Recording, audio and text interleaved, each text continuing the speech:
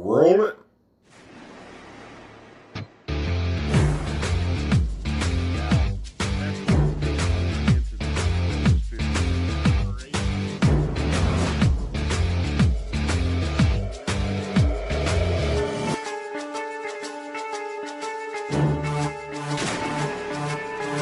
Welcome to The Point.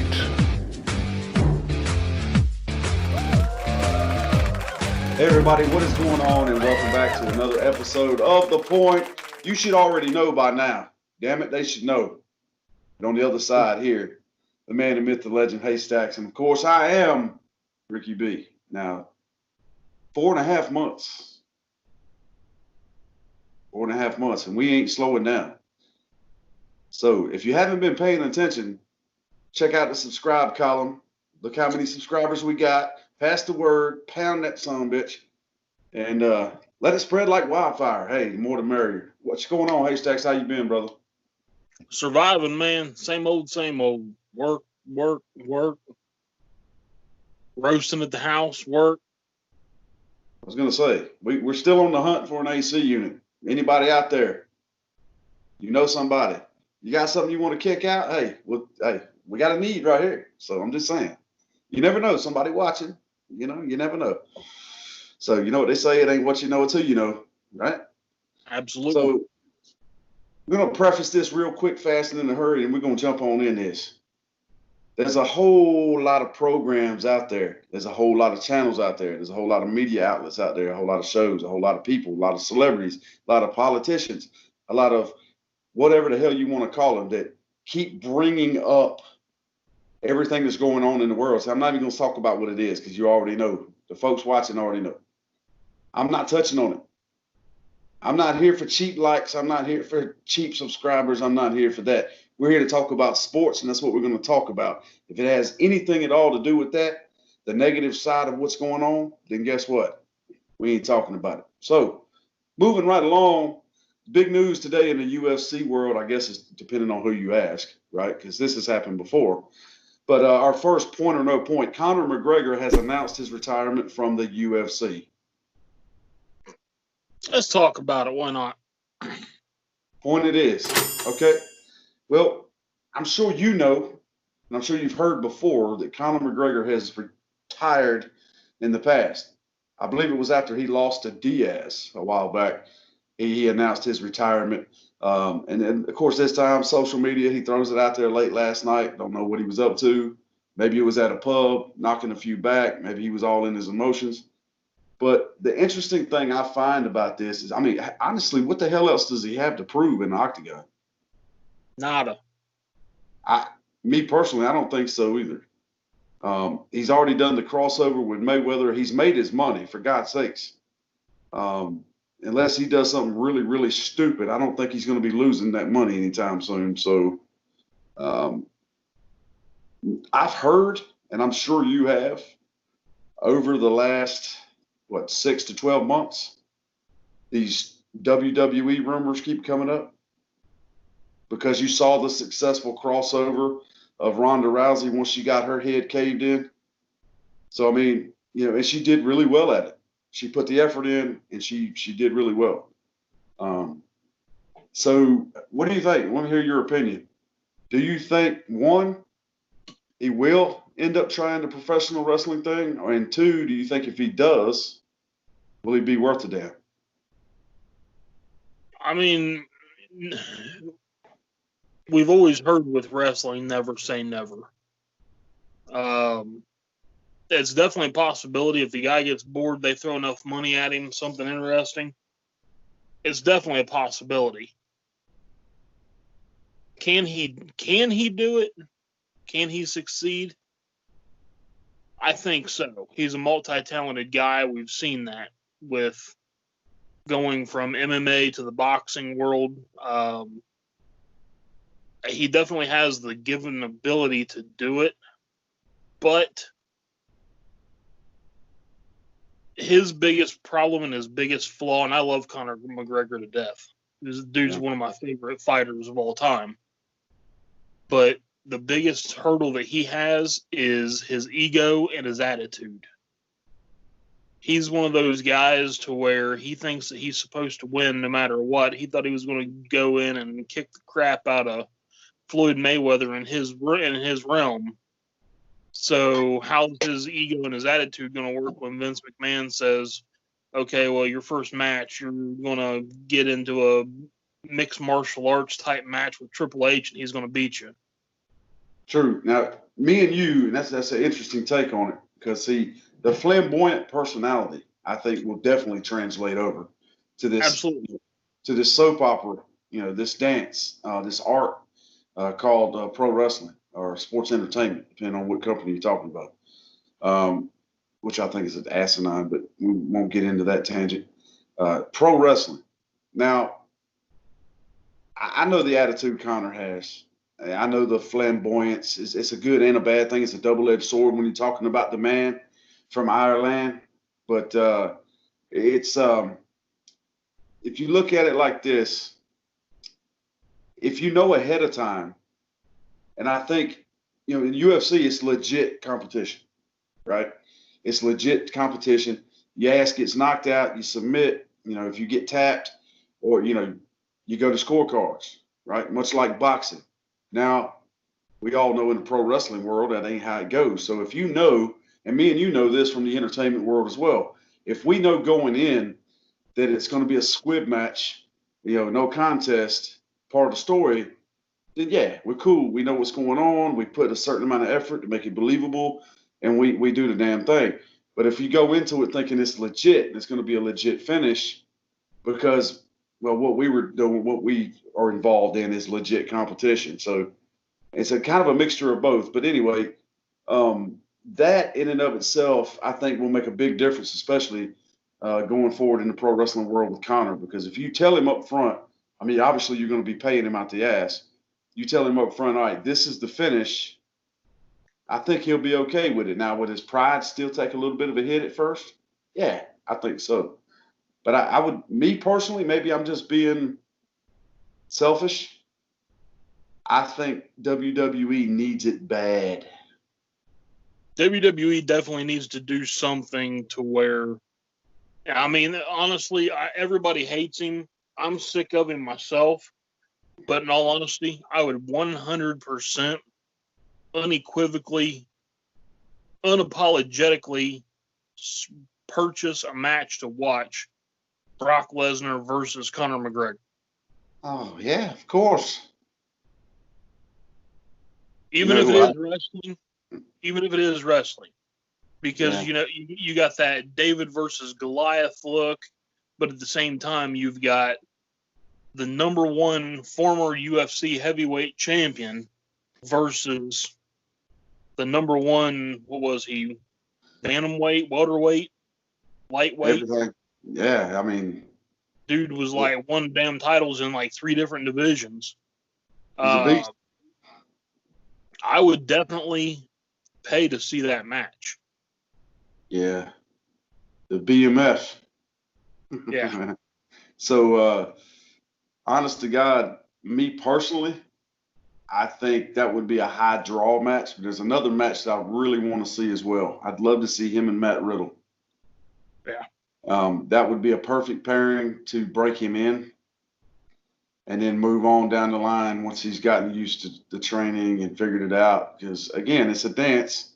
You're not trying to kill somebody. I mean, you're legit, just trying to make it look like you are. So, anyway, anybody out there watching that didn't already know that, sorry for breaking your heart. But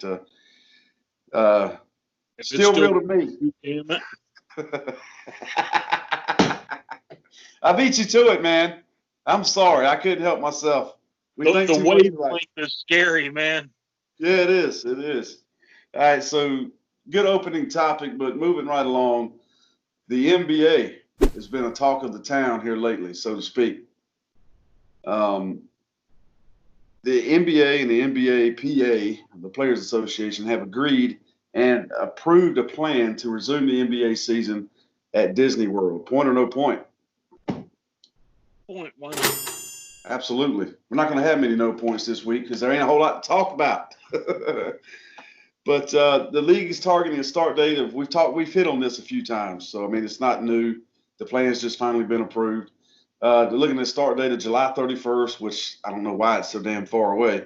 I guess to get everybody back in shape. But 22 to 30 NBA teams are expected to participate down in Orlando. It includes 16 current playoff teams, as well as the New Orleans Pelicans, Portland Trailblazers, Sacramento Kings. Why, I don't know.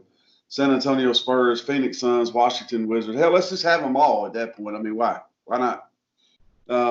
Not sure I like that, but teams will play an abbreviated version of the regular season that will consist of 8 games, an 8-game regular season, as well as a play-in tournament for the 8th seed in both conferences. The tournament will only happen if the number 9 seed finishes within 4 games of the number 8 seed, in which case the number 9 seed will have to see. I could go on and on and on. It doesn't matter. The point of this is NBA is coming back. They're going to finish the season, concluding the finals no later than October 12th. Now, the playoffs will be a best-of-7 series in each round, which is a little bit of a change. So, the NBA is coming back. I wonder if anybody's hit up LeBron and got his opinion yet, or if he's too busy grandstanding. Oh, no, because, I mean, basically it sounds like to me LeBron's went and set this whole thing up, because everything that I just heard is we're going to try to screw the season up enough, make it short enough to where, it misses his monthly cycle and he don't get cramps again. So we can make sure that LeBron wins another title because he's such a humanitarian. Yeah, no comment. So basically, hey, we might as well go ahead and say it here. In October, congratulations to the freaking LA Lakers for your championship. Yeah. Me personally, I hope the Bucks win it. Because I'd love to see I hope Giannis. some damn high school team comes in and spanks them. Well, see, here's the thing. If they don't literally hand it to LeBron, okay, if they don't actually do that, the only cool thing I see coming out of this is that it's so abbreviated and there's so many teams involved in this play-in thing and the playoffs. Anybody can win. Nobody's really – we're going to find out now who was preparing and staying in shape. We're going to find out who's really all in. And I'm all – and I know you are as well. We're all about that all in. So, man, it's going to be interesting. I'm hoping for either Giannis or Kawhi to win it again, just because. I'm a big Kawhi mark. That is like my favorite NBA player right now of this newer generation. Nothing would make me happier than to see Kawhi win another chip. Yes, sir. The 2 different teams? Yeah, buddy. Yeah, buddy. I think that'll kill the whole greatest player in the world shit. So Michael Jordan? No. That's the real greatest player ever. I'm talking about the false prophet, the self-proclaimed king, quote unquote. Oh yeah. The one that said he was the greatest ever and then got swept. That's right. He's about as real of a king as Jerry King Lawler is. So moving on down the line. Unfortunately, a little bit of sad news before we go to the break. Legendary Tennessee coach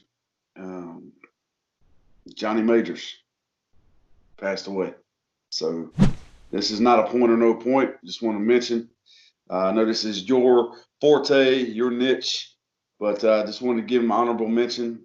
You actually sent me this info when I looked into it and I read it. Majors guided Pittsburgh to a national championship, of course, and then undefeated season in 1976 before becoming Tennessee's coach. And in 16 seasons with Tennessee, from 77 to 92, Majors compiled 116, 62, and 8 record. I mean, that's pretty damn impressive contribution, especially at Tennessee. So, especially that was a very tough era in college football. Yeah, just a little bit tougher than it is today. Yeah, no doubt. So, our thoughts and course, with the Yeah, family Ohio and friends. State, that was the Archie Griffin era. That was the the Archie Griffin era. You had that was the Bear Bryant era down in Alabama. Yeah, Um, yeah. That was the Bosworth era in Oklahoma. Yeah, it was. Boz, yeah. Forgot about Boz, man. That was Then to put everybody together else. that kind of record, in the SEC. Pretty damn impressive in that era. Yeah, no doubt, man. So thoughts and prayers with the family and friends. He will be missed. He was loved by a lot of people, a lot of fans, a lot of family, a lot of friends. So thoughts and prayers. Now, another little quick tidbit I forgot about that I do want to mention before we hit this break is, again, if it's positive, we're going to talk about it. If it's negative, we're not. So one of the things that I think is positive, and I think a lot of people don't pay attention to, we just touched on, that's what reminded me, the greatest player in the world when it comes to basketball, and that's Michael Jordan. Michael Jordan, obviously a North Carolina native, born and raised in Wilmington, North Carolina, not far from me, actually, just 2 or 3 hours to my east, southeast. He, the last riots, again, no point or no point, just the last riots we had here in Charlotte over the last big blow up, that should have been protests that turned into riots and, unruly like it usually does, unfortunately.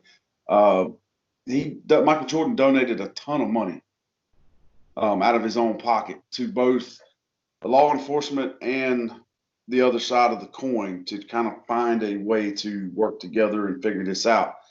And recently just announced that over the next 10 years, he will donate $100 million, man, to all causes supporting equality.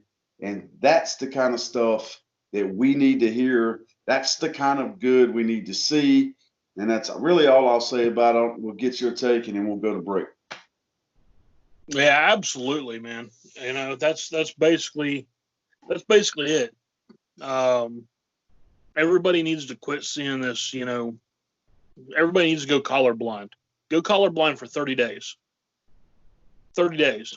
You'd be amazed how good the world would be, how your neighbors would be, how people at the grocery store, people at work, just that would be my suggestion through all this. Everybody in the world for 30 days, for 1 month, go colorblind. If you don't like it after 30 days, go be an asshole. But 30 days, that's going to be my challenge for everybody. We have all these got these idiot kids eating Tide Pods and stuff. So let's do the colorblind challenge. Right. Beats the hell out of a Tide Pod. Yeah, we'll hashtag that in the damn video description here. But everybody, 30 days, go colorblind. Don't see somebody for, white, brown, black, purple, yellow, green. See them as a damn person. Talk to them. It's a damn shame you even have to say that. It is. Shut your damn TV off. Shut off Fox News. Shut off CNN. Don't watch the shit. If you're on Facebook, you're on Twitter, unfollow all that crap for 30 days and go colorblind. You have a neighbor that you haven't talked to because you're not colorblind, talk to your damn neighbor. Yeah. You have the local grocery store clerk you haven't talked to, you don't go to their line, talk to them. If you refer to people anywhere in this country as anything other than American, you might want to start looking in the mirror just a little bit harder. Absolutely. And then dig down deep in your soul. But anyway, another suggestion that I would have to close it out. Yeah. For the love of God, everybody in this world,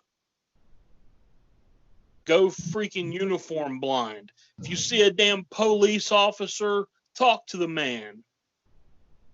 99.9% of police in this country are damn good people that are there to they'll go through hell and damn back to save your life. They put their ass on the line for you. There is that 0.1% that are pieces of trash. And we will be the first to say that. But for the love of God, you see the police, you see the fire department, talk to your local police officer that patrols your area. It can do absolutely nothing but good for you. If your police officer, your local guy that patrols your area knows you personally, odds are they're going to be looking out further for you. That's right. I'll leave it at that. Yeah. Hey. Damn soapbox. No, hey, walk up, dap them up, give them a fist bump, take a picture with them. You know, you'd be surprised how many of them stop by your house just to ask to use the bathroom, or, you know, smoke a cigarette with you, or, you know, drink a soda with you, anything just to catch up, play, you know, throw a ball around with your kids, man, get to know you. That's what it's all about. And somebody has to reach their hand across the aisle, because they can't just come knocking on every door and asking to be your friend. Just saying. So, yes, we always will back the blue here at the point. And then I'll leave it there. So we're going to take a quick break. We're going to come back. Great point, great comments. I love that, Haystacks. Appreciate you, brother. And we're going to see you guys on the flip.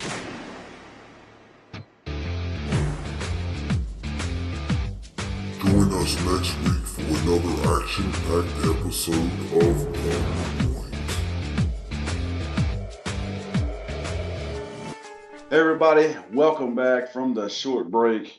I don't know if you, Haystacks, I don't know if you noticed, when we say we're having a break, I know for the people watching, it's like 3 seconds. For us, it's usually about 15, 20 minutes. It's just a little, hey, pay attention. Make sure you watch next week. Appreciate you. It's just something for us to slide in there. Because, see, I told you before, I got a little gray. I got to go to the little boys' room, get me some nicotine, caffeine, whatever's going on. But funny note, a little behind-the-scenes stuff, I know somebody might get a kick out of. But anyway, so jumping right back into this, I want to talk about, we hit on UFC talking about Conor McGregor, right? And how much of a beast he is. Now, we just had UFC 250.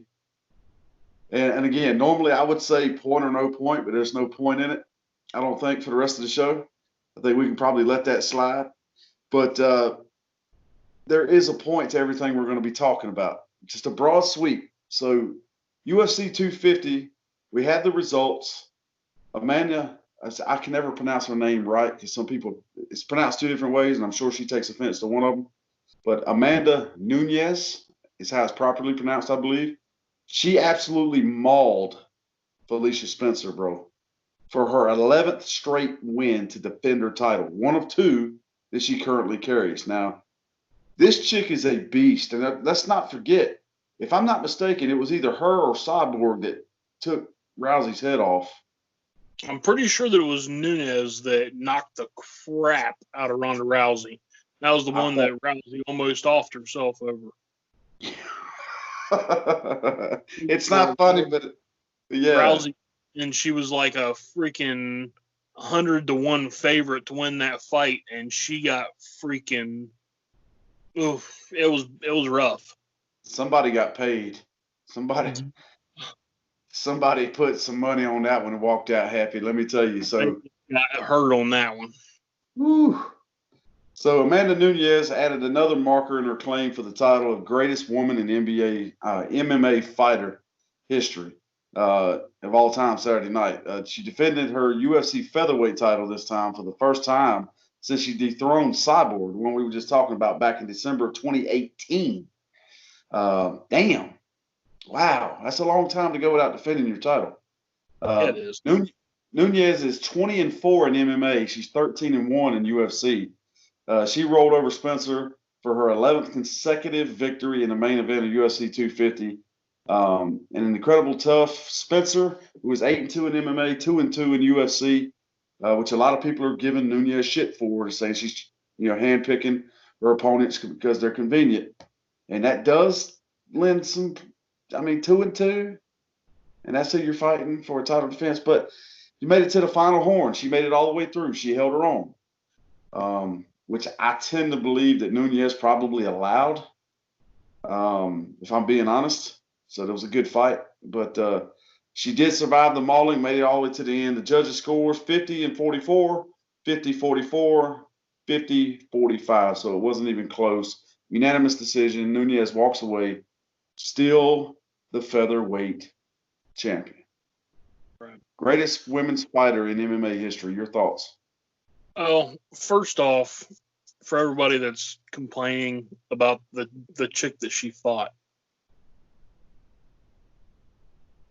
it's not like men's MMA. It's kind of like the entertainment, the promo entertainment world that we come from.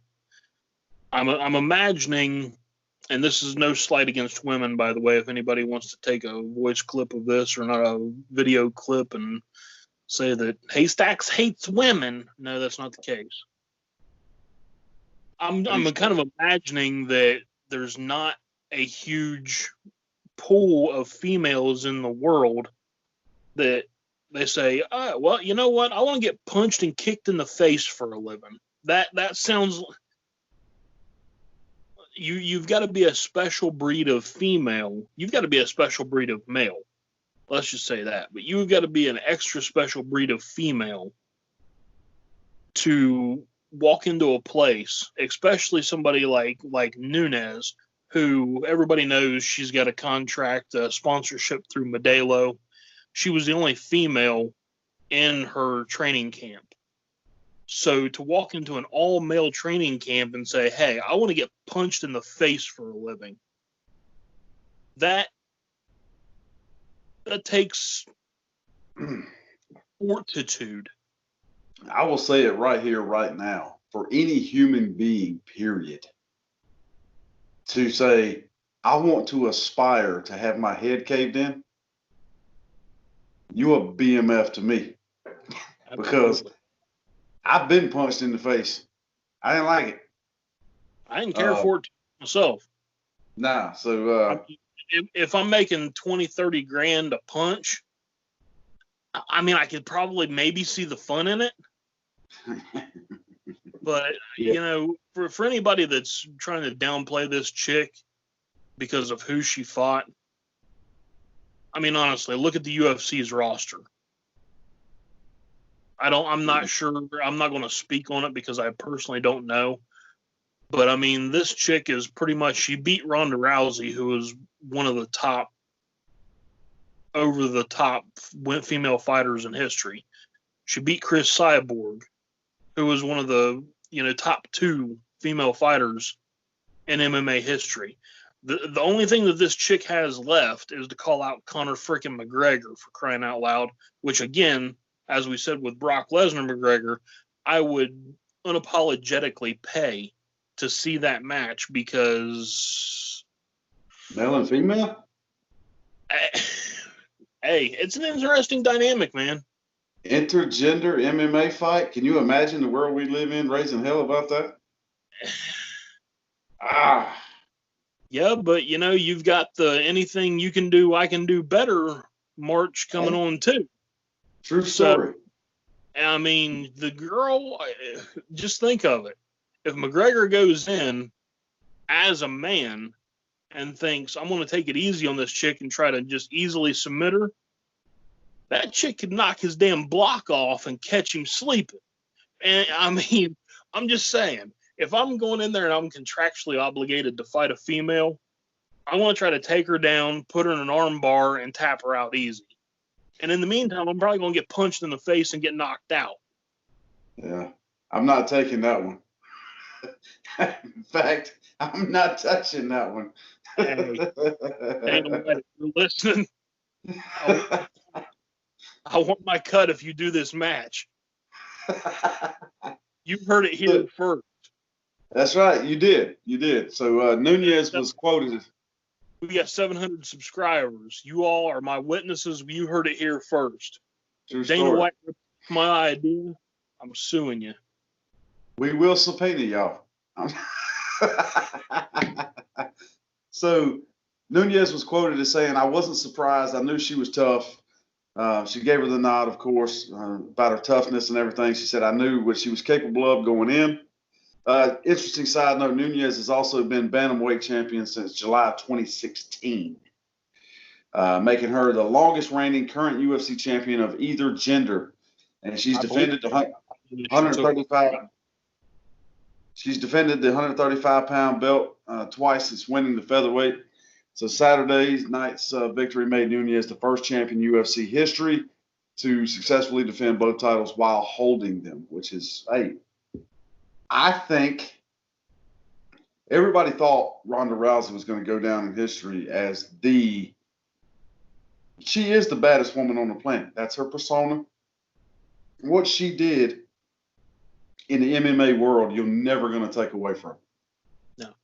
And we talked about it earlier. For her to transition to sports entertainment or pro wrestling and to jump on the road, and for anybody who paid attention to anything she was doing in her blogs and her little videos, and if you watched any of that and you saw she dove in head first and earned her stripes and did it well.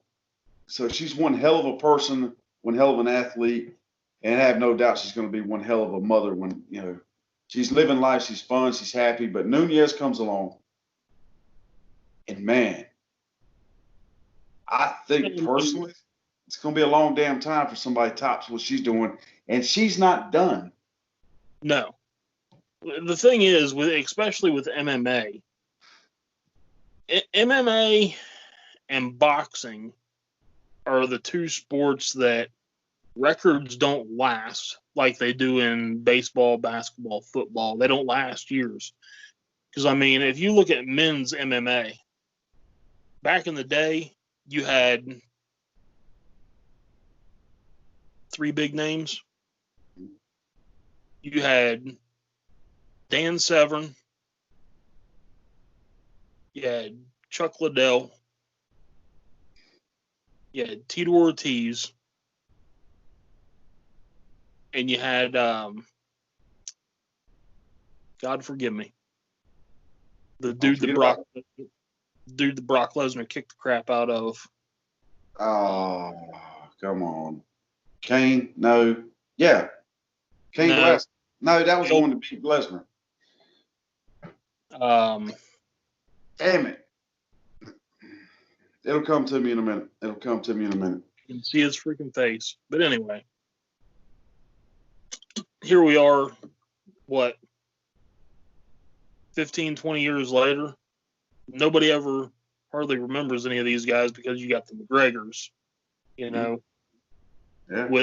With baseball and basketball, you can walk up to anybody. You can say Babe Ruth, and everybody's like, oh, yeah. You walk up to most people nowadays, and you're like, Dan Severn. You're like, Yeah, and see, on the flip side of that, back in the day, there was maybe, there was nowhere near the amount of athletes you have now, too, so to be fair. But I think that Nunes is going to go down as one of those people that is remembered, and McGregor as well. So it's going to be interesting to see how it plays out. But I think Nunes is here to stay. She's going to be around a long damn time. She is bad. And I like her. I like her a lot, actually. But we won't even touch that. So, sad news. We're heading towards the end of the show here. One of the last topics that we have to cover this week in short news week. Resh Caldwell, former NFL wide receiver who played for Tom Brady, unfortunately was shot and killed in Tampa this past Saturday. His mother confirmed that report to TMZ. He was 41 years old, and Caldwell's mother tells that his real name, Donald Caldwell, was getting ready to take his girlfriend out on a date. And this is sickening, man. But I mean, we all know we live in a sickening world. There is positive out there. You just have to look for it. It's out there. But he was taking his girlfriend out on a date, man. He went back in his home to grab a jacket, and that's when he was ambushed. So this was not a random act. He was shot in the leg and the chest, and they, obviously 911 was called, and of course he died before they could really do anything for him. But officials are, of course, working the case, and it's a damn shame, Haystacks, man. It's a damn shame. I don't know the details. I'm sure there's more to the story. You know, I'm sure they knew he was famous, and they were, you know, probably trying to rob him. Of course, I'm speculating, but damn it, man. Again, if I can jump on my soapbox for a minute for controversial topics. Go for it. That's what I do, and I can do, fortunately. Anybody that's out there screaming that we have a gun control problem, that's not the case. We have a morality problem in this country. Up until 2002, 2003, whenever I was in high school, not that long ago by some people's standards, 15, 16 years ago, we would still drive to school with shotguns up in the rack of our pickup trucks. Very short time ago. Mind you, this was after ColorBlind.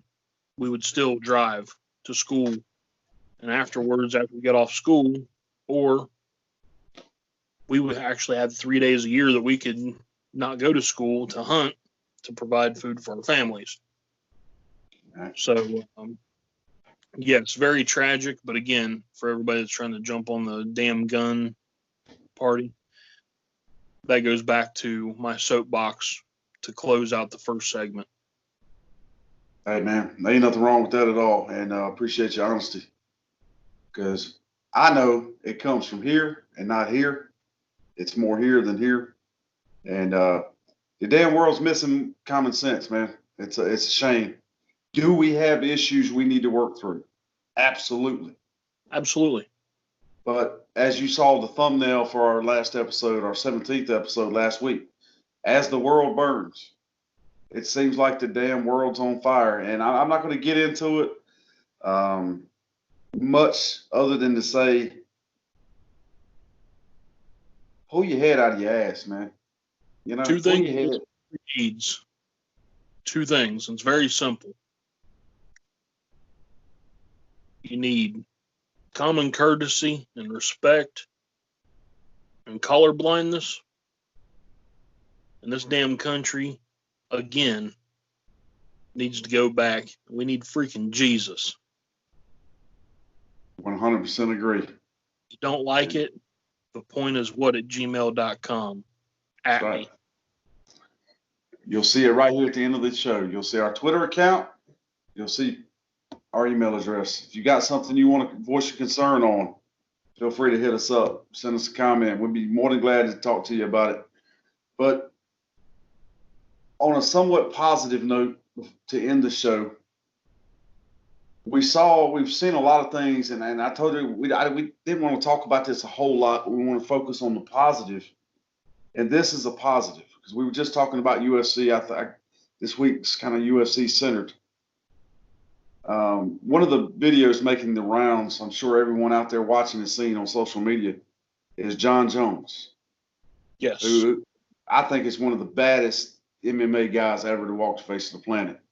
He's just long and strong and can go all damn night long. There's a video surfacing where he was walking in the streets during the riots, saw a couple of gentlemen, well, a couple of human beings with some spray paint, and just went up to him and approached him. I don't think they knew who he was. He just walked up and said, "Give me the paint." And I know that's a small gesture, okay? I know that's not groundbreaking news for anybody. But I want to make a point here before we close the show out. How many of y'all watching the show right now did the same thing? This guy's a celebrity, man. MMA fighter. He don't have to be out there, but he did. He went out there. He's trying to make a damn difference. And this is my point. Not everybody's going to have the huevos. And I'm not telling you, I'm not telling you by any means to go out and put your life in danger. I'm not. I don't want you to. But if you see change that can be done, if you can smile at someone to make their day better, if you can hug someone's neck to make their day better, make a comment to make their day better, force yourself to be positive. You will be surprised after a while how positive you really are, how things around you start to change. And Haystacks, as much as I hate to say this, September 11th was one of the worst days, not only on American soil, but in world history. And it'll live on in infamy forever. But you know what I miss, Haystacks? For one solid week, this country was 100% together. Everybody. For one solid week. You had Toby Keith screaming out courtesy of the red, white, and blue. And I don't care who you were. I don't care if you were some dumb hillbilly. I don't care who you were. For 7 solid days, every single damn person, you weren't white, you weren't purple, you weren't nothing but a freaking American citizen. Start damn acting like it. Yeah, man. Can't we all just get along? Shit. I love everybody. And Haystacks, I love you. But brother, time is up. Honestly, I'm disgusted with the world this week, and it's time to wrap it up. So I'm guessing you're going to drop the point on them. I believe it's your week. I'm not sure.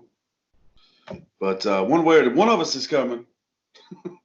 One of us is dropping it. So do you have anything to add before we get off here? Again, I'll say it on this half of the show in case anybody skips through it. 30 days. Hashtag ColorBlind challenge. Look at people as damn people. Talk to your local police officer. Go to your local precinct. Hug your freaking cop. Bake them some damn cookies, for Christ's sakes. Stereotypical. Call me an asshole. Go down to your local damn donut shop and bring the boys some damn donuts and coffee, for Christ's sakes. That's right. Invite them to your house. They might think that you're a smart ass at first, but if you go in there with good intentions, you're going to be damn amazed. That's right. Do something simple. Take a case of water by it. Start a conversation. I can tell you right now, with somebody that was in retail management for well over 20 years, when you go into a store that's in a fairly rough neighborhood and your local police officer stops by and you give him a free damn cup of coffee that would cost your company 99 cents and he sits out in your parking lot until daybreak happens, it's one of the best damn feelings in the world. Yeah. I don't care if that cop was white, if he was Hispanic, if he was black. Every damn cop in the world likes fucking freaking coffee. Yeah. And if that's the one thing that it does to keep me safe, it sure as hell can do it to you too. Yeah, it's sorry, I got a little bit emotional earlier, but I think everyone should. There's nothing wrong with getting emotional if you put it in the right channel, man. I'm married to a Native American woman. I got a really good friend of mine who's black. I was raised around black. I was raised not to see that, and it breaks my heart. It breaks my heart to see what happened. It breaks my heart to see what happened as a result. But the biggest thing that breaks my heart is there was a golden microphone, man. A perfect opportunity to say, all right, let's talk about this right here, right now. We have a platform. The officer's charged. He's been arrested. He's been charged with everything under the sun. The rest of them were fired. And then what happens? They take the platform. They pour gasoline on it. They light it on fire. Now no one gives two shits what you have to say. So enough of that. Enough of the ramble. It's time to cut it. Haystacks, I enjoy you as always, brother. It's been good seeing you, talking to you. Everybody out there in the Point Nation, hope you've enjoyed it. A little bit somber. Next week, we will be back because we're not going anywhere. Episode 19. But for now, it's time to drop the point on that ass. So I'm going to get out the way and let your man, the myth, the legend, Haystacks, do just that. So, brother, handle your business, and I'll holler at you next week.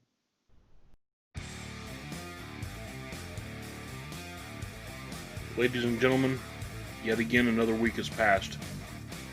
And while we're still here, we're still focused on bringing everybody sports news, a good time, fun, and enjoyment every single week. We still can't get past this whole division situation. Numerous times in today's episode, we discussed ways that we can get past this. And I encourage everybody to at least think about it. 30 days. 30 short days. What else do you do in a 30-day period? All you have to do is just look at people as people. Remember #ColorBlind challenge. Remember to go and talk to your local police. Strike up a conversation. Be something simple. Ask them why they decided to get on the force.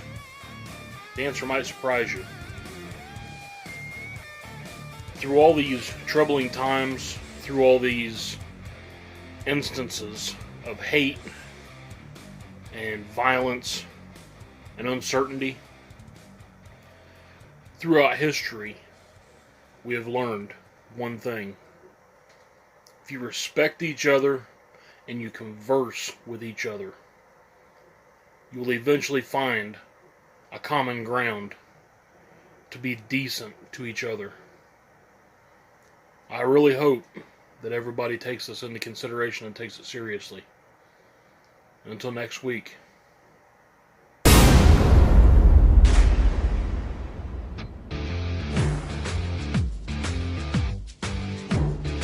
Thank you for watching The Point. Goodbye, cruel world.